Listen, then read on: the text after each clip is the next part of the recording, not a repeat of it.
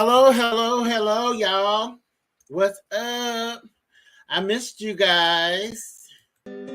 I missed y'all.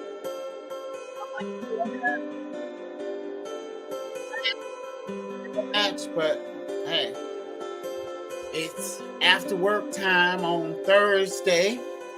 Like, share, and subscribe. Like, share, and subscribe. We're going to talk about Wendy today. I came across this article and I was thinking how she is textbook a drug addict. And the only reason I'm bringing that up is she works. This is a demonstration of how strong she is as a person because usually, and we see a lot of drug addicts that's homeless and strung out, not doing nothing with their life, but looking for the next high. But we see Wendy gets up and make things happen when she needs to. It may not be consistent, but we know her potential. She's a very talented woman.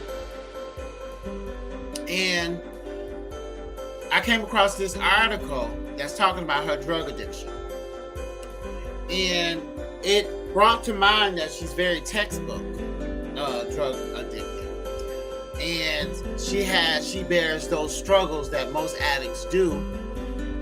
Mainly the fact that it's a lifetime disease. It's not something that she's going to get over overnight or anytime soon. It takes an everyday, all day effort to not succumb to old behaviors and give yourself to the drug or alcohol. But I'm going to read some of this. I'm going to read this it's a little short snippet, but it'll give you some idea of her mentality based around her drug addiction. The article is titled, Wendy Williams Opened Up About Her Drug Addiction. During her days in radio, Wendy Williams was candid about her decade-long addiction to cocaine. However, as a soccer mom across the country discovered their new wig stitching, daytime homegirl Wendy is revisiting past drug chatter with new audiences. In an interview with In Touch, Wendy talks about what prompted her to end her drug habit. Now, this must be an older article in that this is when she had a reprieve or some longevity or some sobriety.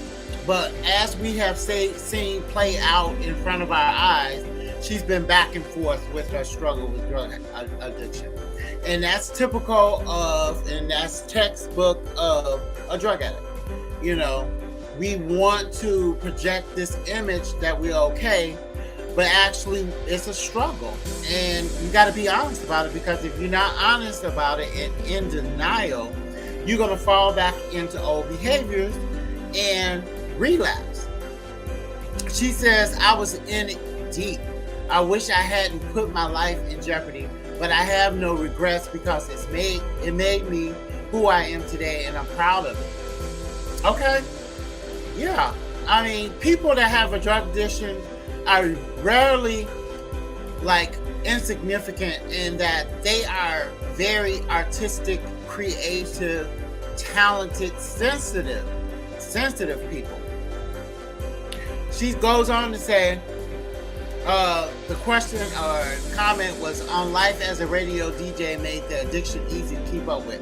Okay, her lifestyle on radio, she used to get up at 3 o'clock in the afternoon to be at work at 3. And then she will work until 7 p.m., so only 4 hours of work. And then get off around 7 in the morning and party until 7 in the morning. Then sleep until 2. Go to the radio station and do it all over again, she shares. People around me knew, but nobody ever said anything to me. Nobody had the guts, which is shocking to me. What made her decide to break away from cocaine? I never had a breaking point. Right around my 30th birthday, I met my future husband, which is Kevin. The habit was not breaking me, So I could have gone on and on, except I was falling in love with this guy. So this is when she met Kevin. She decided she was gonna put the cocaine in her habit. It went into hibernation, and she wanted to focus in on the relationship because she finally found somebody that she was actually falling in love with. On how her past has her view, how the past has her view, her current success. Every time I walk through the double doors of my studio, I feel like I won. She says, even if it's all over tomorrow, I won. So basically, she's putting out there that, yes, I have this disease that I have to struggle with on a daily basis that overwhelms me, but not to the point where I don't rise to the occasion and utilize and tap into my restraint and my artistic, God-given talent that, give her some level of satisfaction that she hasn't totally went to the dogs or totally given into her disease. Now, I don't do this story, or I'm not doing this story to berate Wendy, put her down, make her feel less than, but to show how strong she is as a woman and kind of dispel some of the perception of drug addicts.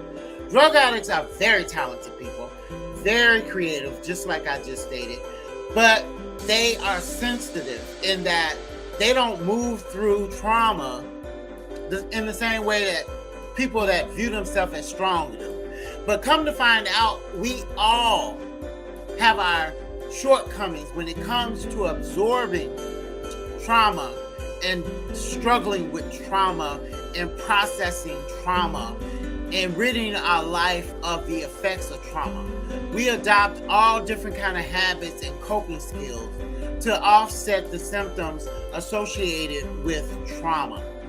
Black folks in particular, we don't believe in, as a culture, believe in paying someone to lay on the couch and telling our problems to, trusting that they're going to solve our problems and medication is going to rid us of all of that. We don't believe in mental health unless it's extreme, like you're born with it, like you have autism or schizophrenia. When you say crazy or when you say mental health in the Black community, basically our minds go to schizophrenia. It goes to depression. It goes to any level of mental health, but it's more on the extreme end, in opposed to something that doesn't really show on our sleeves. So it's hard. It's a huge stigma attached to mental health in the Black community. And that's another reason why I'm doing this story, is because we as Black people have to do better. Look at our behaviors. Look at our history in this country. We were raised by traumatized people that went through the civil rights, went through slavery, and still to this day have to contend with oppression, bias, and stereotypes. So that's very traumatic within itself. So we fail when we don't process and give homage to self-care and mental health. Our behaviors become exacerbated and we tend to self-medicate.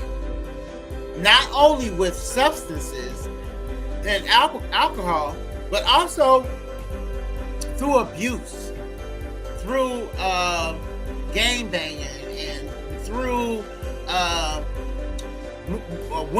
womanizing, through just any number of things that we use to contend with on a daily basis to offset the symptoms of trauma and being raised by dysfunctional. Most of us, a majority of people, statistics show, are dysfunctional. We don't know what normal is because we so wrapped in the filth of this world and the trauma of this world. So this article really brings home that we all have a struggle. And I'm using Wendy as an example, not the exception. Okay? So don't kill me. But it was interesting, I found another article that said that Del Mar Studios, for her show, refused to let her. They knew everybody on the staff and, producers and executives, directors, and the people at the studio knew that she had a problem and she had an addiction problem. But because she was so successful, they wouldn't let her step away to do self-care and take care of her addiction. So they let it perpetuate as long as she propped up in that chair on a daily basis. That's textbook. It takes a lot, people. It takes a lot for a drug addict to check out of life and go get help. Okay? You just, as grown people that got bills to pay and family members and responsibilities, it's hard for us to just check out of life and go take care of ourselves. We have to maintain in the community, in life, in order to survive. So when someone needs to check out and say they need help, be supportive, be encouraging, fill in the gaps, help them go and move towards a better quality of life.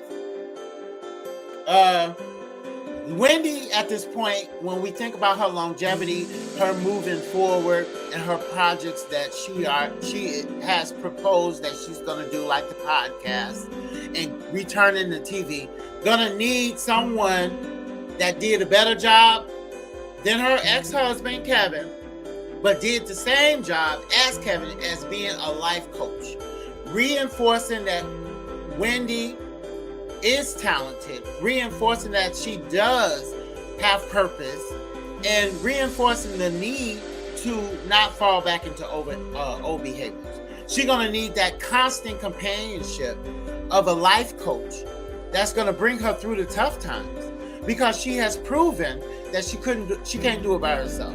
But she don't need someone like Kevin that is capitalizing and benefiting from her downfall. We are not coming up and making up things out of the air. Wendy has been honest about her drug addiction. Her son has, and as well as the husband and the people that are close to her. So we're not talking about something that we don't know something about. And her behaviors have played out in the media. So we see it and we know it. And anybody that denies that is in a state of denial. Okay, but Wendy also has self-esteem issues since birth. She is very vocal. She has been about the relationship she had with her mom, who in essence bullied her because of her weight and made her feel less than because she was a bigger girl. Wendy is a beautiful woman. You got to give her that. And then under that wig is some beautiful long hair.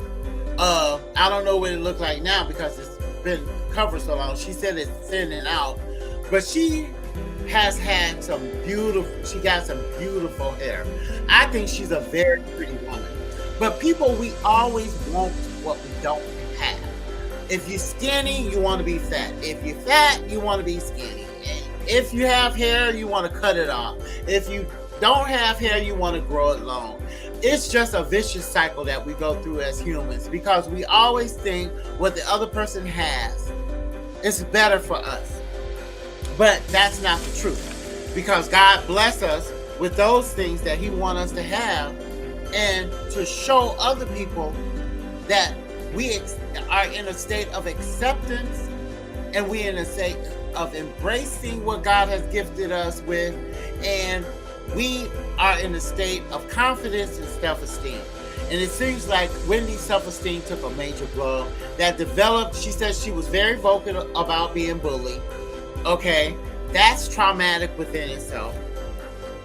And her husband, to be bullying her and using her shortcomings to kind of wore down her defenses and made her feel less than, and really reinforced that her mom's treatment of her all her life had some meaning. So Wendy is a success story. if I'm to judge, I would say she's a success story because she still maintains the public eye, good or bad. She looks very frail. And you know what I want to bring up? Like a schizophrenic. I'm not a schizophrenic, but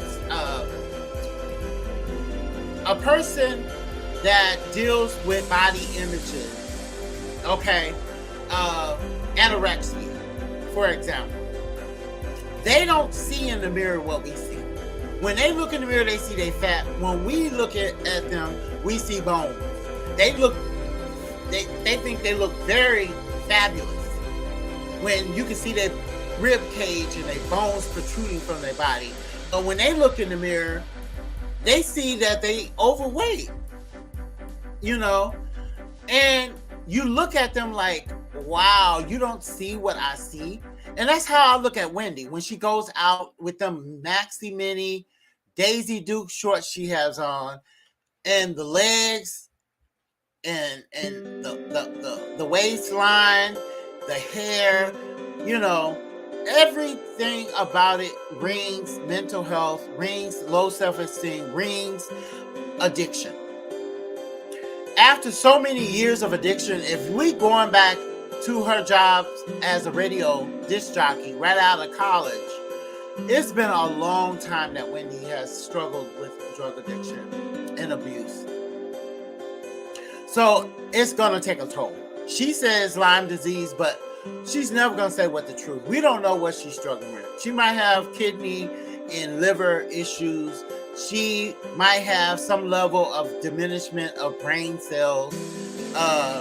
It's just any number of things that addicts, suffer from as a consequence of drug abuse. But Wendy, to me, is an asset to our community. She's going to go down in history as being one of the most talented commentators, co-host, or host of television that ever was. She single-handedly can mesmerize the audience for an extended period of time, and that takes real talent and wherewithal. I'm not going to keep you guys too long, but I just wanted to weigh in.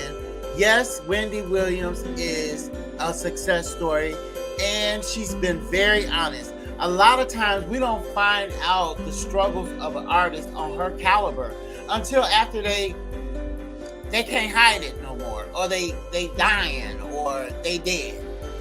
But she is living her life in the public and unapologetic about it, and I think it's fabulous, and I give my hats off to her. So with that, I'm going to say like, share, and subscribe. People, our subscriptions are going up, our hours, watch hour times are going up. Please share and like and subscribe to the YouTube channel. And I love you guys, and I'm so glad to be on here with you guys. Holla!